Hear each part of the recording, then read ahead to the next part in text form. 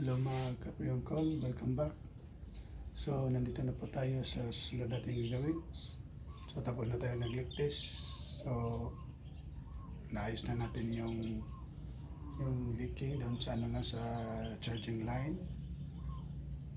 So, ngayon isusunod natin paano natin i-vacuum ang isang unit na refrigerator. So, mga kailangan nating gamit o tools, itong ganun pa rin, gauge manifold at saka vacuum pump. So ituro ko sa inyo paano natin i-connect, paano na mag-vacuum ang isang unit. So itong low side, papunta ito sa charging line sa refrigerator. So i-connect natin mga kapyon kon. Tapos, i-connect natin yung isang yellow service hose doon sa vacuum pump natin.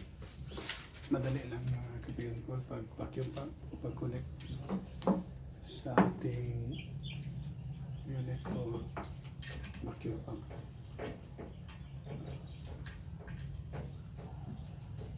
So, ayan mga kapatid ko, madali lang. Pagkatapos mag-connect na, buksan natin ang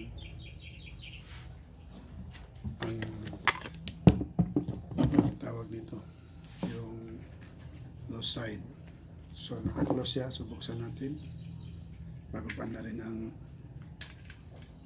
vacuum pump. So 30 minutes or 1 hour pa mas maganda, 1 hour pa mas maganda kasi yung mga refrigerator kailangan i-vacuumin na maayos 1 hour para ma-release yung mga moisture o hangin sa loob para sigurado tayo na hindi ma-backjam ang ating trabaho. So madali lang yung mga kapilkol. So i-on natin ang vacuum pump. So nakabukas na yung low side natin, yung valve. Then bandarin na natin ang vacuum pump natin. Yan. Para makita natin sa bandaran ko na yung vacuum pump, i-on natin. Ayan. So naka-on na yung call. So hintayin natin 1 hour, perfect vacuum. So yun, bumaba na yung yan, kita yung turn oil, yung blue side.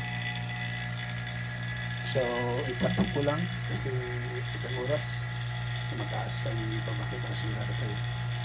So, pag matapos ang vacuum, so, ulitin ko pag video paano rin mag-charge na po yun ng 1248. Maraming salamat sa piyon call. Magandang umaga.